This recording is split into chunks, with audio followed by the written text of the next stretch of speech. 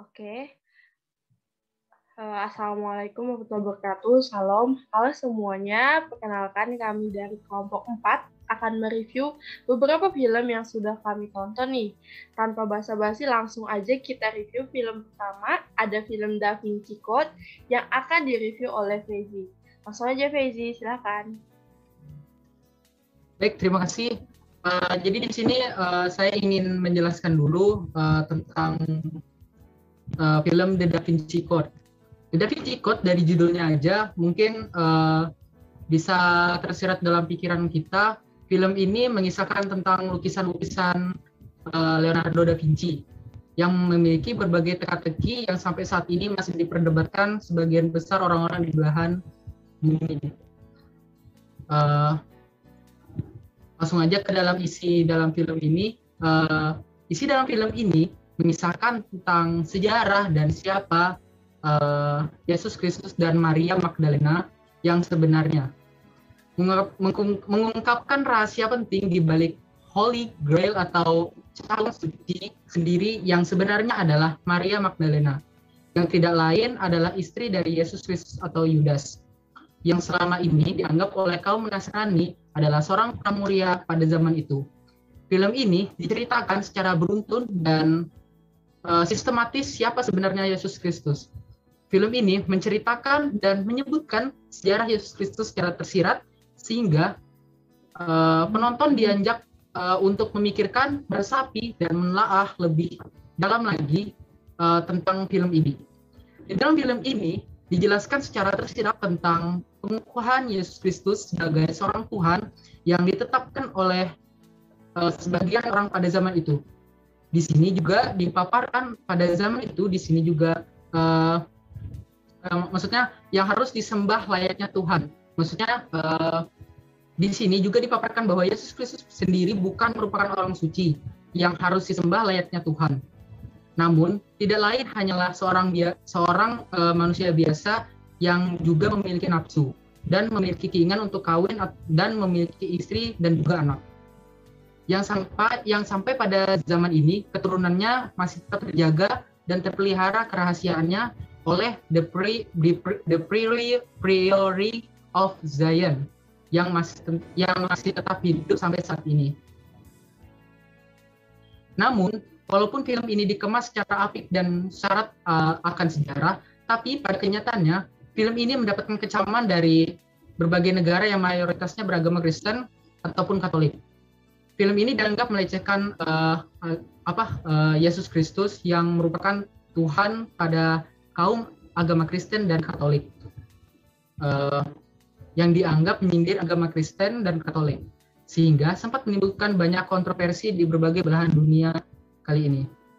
Tapi walaupun film ini banyak menimbulkan kontroversi, tapi tidak bisa dipungkiri pula bahwa sang penulis cerita tidak hanya beromong kosong, namun mereka juga memaparkan informasi yang didasarkan pada sejarah yang memang betul akan kebenarannya dan penting bagi kita untuk mengetahui suatu kebenarannya. Jadi pada akhirnya baik atau buruknya film ini dikembalikan lagi kepada masyarakat selaku penikmat film bagaimana cara menyikapinya. Terima kasih. Baik, terima kasih Feizi. Selanjutnya ada film PK ini. Nah, PK ini bakal direview oleh saya sendiri, Gina, dan teman saya namanya Radiah. Langsung aja kita review. Pertama, dari film PK ini, jadi dalam film PK kali ini mengukit satu isu yang super sensitif, yaitu Tuhan dan agama. Jadi PK ini menceritakan seorang alien yang turun ke bumi untuk melihat atau meneliti keadaan planet selain planetnya sendiri. Namun jadi kan PK ini punya kalung remote yang sebagai alat komunikasi untuk dia bisa kembali lagi ke planet asalnya. Namun setelah dia di bumi, remote tersebut pun dicuri, sehingga PK pun terjebak di bumi dan akhirnya PK menetap di bumi dan terus-menerus mencari remote tersebut agar bisa pulang. Jadi setiap PK bertanya ke orang-orang di bumi, jawaban mereka selalu sama. Jawabannya itu hanya Tuhan yang dapat membantumu atau semacamnya. Then it makes him start to search God to help him. Tapi ternyata justru mencari Tuhan tidak membuat pencarian remote tersebut menjadi lebih mudah, karena Pique akhirnya menyadari bahwa ada banyak Tuhan yang diyakini oleh manusia dan dipuja dengan cara yang berbeda. Jadi, in my opinion, film ini secara halus mengkritik kepada manusianya dibandingkan kepada Tuhan itu sendiri. Seperti yang Pique pelajari dari pencariannya terhadap Tuhan, bahwa ada dua Tuhan. Tuhan yang pertama adalah Tuhan yang menciptakan kita semua, yang kedua adalah Tuhan yang diciptakan oleh kita. Jadi Pique juga menyebutkan di situ kamu ingin membela Tuhan. Tuhan yang menciptakan alam semesta ini, sementara kita hanya bagian kecil dari alam semesta ini. Tuhan mampu melindungi dirinya sendiri. Jadi Pique mengatakan hal tersebut setelah salah seorang temannya menjadi korban aksi peledakan bom oleh teroris sebagai aksi melindungi Tuhan atas tindakan penghinaan terhadap Tuhannya. Jadi terkadang agama sering sekali dijadikan alat untuk menguasai. Seperti yang Pique bilang, it's all about fear business.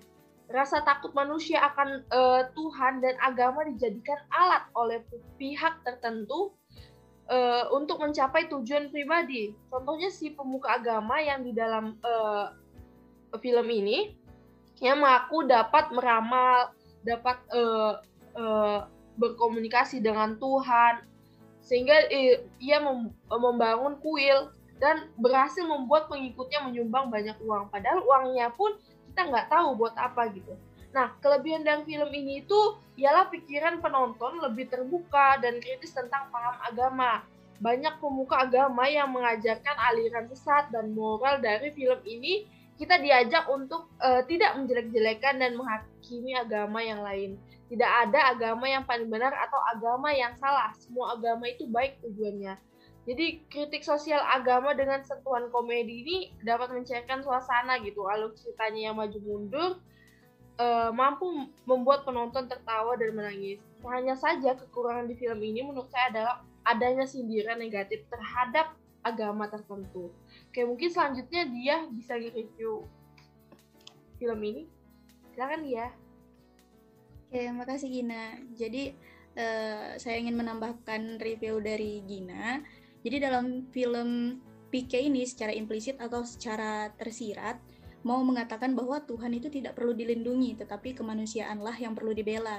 Jadi dalam filmnya Pique ini memberikan pesan yang sangat mengena. Untuk berhenti membela Tuhan. Tuhan tidak perlu dibela hingga kita bertikai. Kita di dunia ini, di tempat duduk ini sangatlah kecil dibandingkan dengan semesta. Jadi Tuhan itu mampu membuat segalanya berjalan. Kita terkadang terlalu arogan, merasa lebih pantas menghakimi manusia lain ketika berbicara mengenai agama daripada Tuhan itu sendiri. Jadi kayak seolah-olah merasa mereka ini adalah perpanjangan tangan dari Tuhan. Nah, menurut saya, film Pique ini menggunakan jenis pengetahuan filsafat, yaitu melalui pemikiran rasional dan sistematis. Dari pernyataan Pique yang bertanya siapa itu Tuhan, di mana keberadaannya, kemudian bagaimana manusia meyakini agamanya, agama manakah yang benar, dan lain sebagainya. Nah, pertanyaan-pertanyaan kritis tersebut sudah termasuk ke dalam berfilsafat. Kemudian dalam film ini juga, saya rasa menggunakan agama sebagai teori kebenaran, yang mana ciri-cirinya adalah manusia hidup mencari kebenaran dengan meyakini agama di mana manusia pasti berhubungan dengan Tuhan. Jadi kayak yang dibilang Gina tadi kan, Pique sempat bertanya kepada orang-orang mengenai kehilangan kalungnya tadi, dan kebanyakan orang menjawab bahwa hanya Tuhan yang bisa membantunya gitu kan. Nah, ini membuktikan bahwa manusia dan Tuhan itu selalu terhubung gitu. Kemudian sumber pengetahuan yang ada di film ini menggunakan sumber pengetahuan kritisisme, yang mana kritisisme ini merupakan gabungan antara rasionalisme dan empirisme, yaitu menjembatani setiap hal logis dan pengalaman hidup untuk membuktikan setiap problem dalam pencarian kebenaran. Nah, dalam film Pique sendiri, Pique itu kan mengikuti seluruh ritual keagamaan yang mana hal tersebut menjadi pengalaman dia. Nah, dari pengalaman tersebut, dia mulai berpikir secara logis gitu, berpikir secara rasional tentang eksistensi dari Tuhan. Nah, ada yang terakhir, adapun amanat dari film ini. Nah, film ini itu adalah sebuah ajakan bagi penonton untuk merenungi sejenak dan berpikir tentang sifat keagamaan yang kita yakini. apakah kita itu sudah benar-benar menjalankan agama yang kita jalani sekarang ataukah hanya sekedar formalitas saja. Selain itu, film ini juga mengingatkan kita untuk senantiasa bertakwa pada Tuhan karena dialah yang menjadi penolong bagi manusia. Mungkin itu aja. Teman-teman yang lain mungkin mau review film yang lain. Oke, terima kasih Dia. Selanjutnya kita beralih ke film selanjutnya yaitu Inception. Nah, ini bakal direview oleh Angel. Silakan Angel. Oke, terima kasih para moderator. Jadi dalam film Inception ini, jadi dalam artian kata Inception sendiri dalam bahasa Indonesia itu ialah permulaan. Jadi dalam film ini dia menceritakan mengenai orang yang mampu masuk ke dalam mimpi seorang baik untuk melakukan pencurian ataupun melakukan yang lebih rumit. Dalam kata tuh ingin melakukan permulaan atau membentuk suatu dunia sendiri di dalam mimpi. Jadi dalam cerita ini tuh dia mengandung di mana orang tuh bisa mencuri rahasia di dalam dunia mimpi, bisa menciptakan dunia sendiri, membentuk bentuk bangunan, bentuk gambarannya sesuai apa yang diinginkan itu dalam mimpinya sendiri, masuk ke dalam mimpi orang lain, dan setiap mimpi itu memiliki level, dan setiap level yang mereka tempati itu berbeda-beda. Jadi di sini dalam cerita ini tuh dilakonkan oleh watak utama ialah Leonardo DiCaprio. Itu dia berlakon sebagai Cobb. Jadi di sini Cobb bersama dengan temannya Arthur itu adalah orang yang ahli masuk ke dalam mimpi seorang dan melakukan pencurian data. Jadi dalam cerita ini tuh pertamanya mereka memiliki target untuk mengambil suatu informasi penting dari Saito, karena Saito itu salah satu orang yang memiliki perusahaan yang amat besar dan amat kaya raya. Tetapi di situ terjadi kendala karena kenapa? Karena di Cobb itu kan dia memiliki keluarga, dan di kisah lalunya tuh dia terkendala karena kisah lalunya bersama istrinya, di mana cerita awalnya tuh karena seperti yang saya katakan tadi, Cobb memiliki kemampuan untuk masuk ke mimpi atau membuat mimpi. Jadi dia bersama istri dia bernama Mal, itu mereka masuk ke mimpi. Jadi dalam mimpi itu contoh 1 menit, 2 menit itu kurang lebih dalam mimpi kita itu selama 2 jam. Jadi dalam mimpi si Cobb dan Mal tuh itu mereka hampir berjam-jam, dan di dalam mimpi mereka sudah puluhan tahun. Jadi karena Cobb menggunakan langkah inception atau langkah permulaan yang tidak sempurna, jadi pada saat mereka kembali ke dunia nyata itu istrinya tuh tidak bisa membedakan mana yang dunia nyata dan mana dunia mimpi. Karena dia bingung, dia mengajak suaminya yaitu Cobb untuk melakukan bunuh diri, karena salah satu cara untuk dapat sadar dari dunia mimpi ialah dengan menjatuhkan diri di tempat yang bisa kita terhantuk gitu. Dan di sini juga karena ada terjadi kendala, jadi Mr. Saito tuh dia harus melakukan kerjasama. Karena seperti yang cerita pertama, karena memang cerita ini agak terbelit.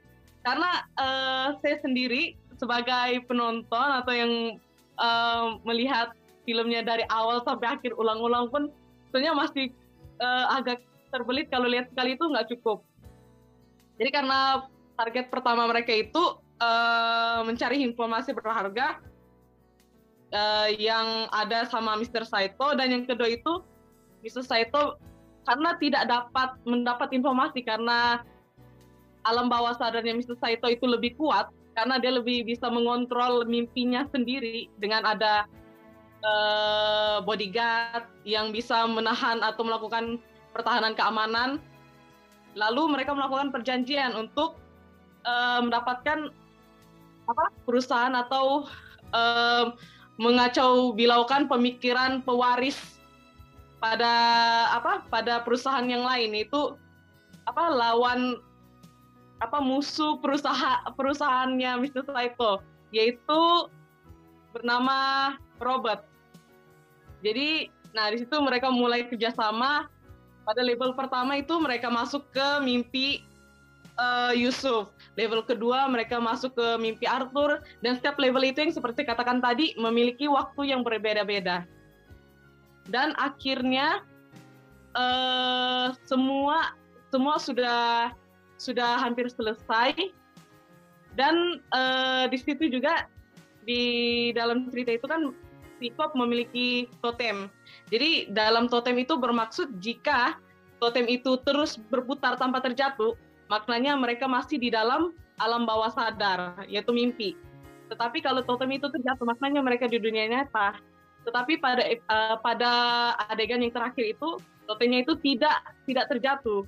Nah, habis sudah gitu itu langsung ending dalam film tersebut. Jadi dalam film ini masih lagi banyak tanda tanya, apakah dia masih berada di dunia mimpi atau sudah berada di dunia nyata. Ya, kalau itu sih itulah review dari film Inception. Memang agak rumit sih. Kalau nontonnya cuma sekali itu pasti ribet. Oke, moderator. Oke, makasih Angel. Selanjutnya kita review dari film Three Idiots yang bakal direview oleh Regita. Silakan Regita. Oke, terima kasih Gina. Jadi film Three Idiots ini bercerita tentang persahabatan 3 orang pemuda yang bernama Farhan yang diperankan oleh R. Madhavan, kemudian Raju Rastogi yang diperankan oleh Sarman Joshi, dan Ranco yang diperankan oleh Amir Khan.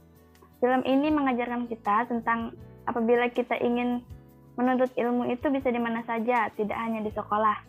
Dan di salah satu scene dalam film ini, Ranco menjabarkan tentang teknik dengan menggunakan bahasa yang mudah dipahami.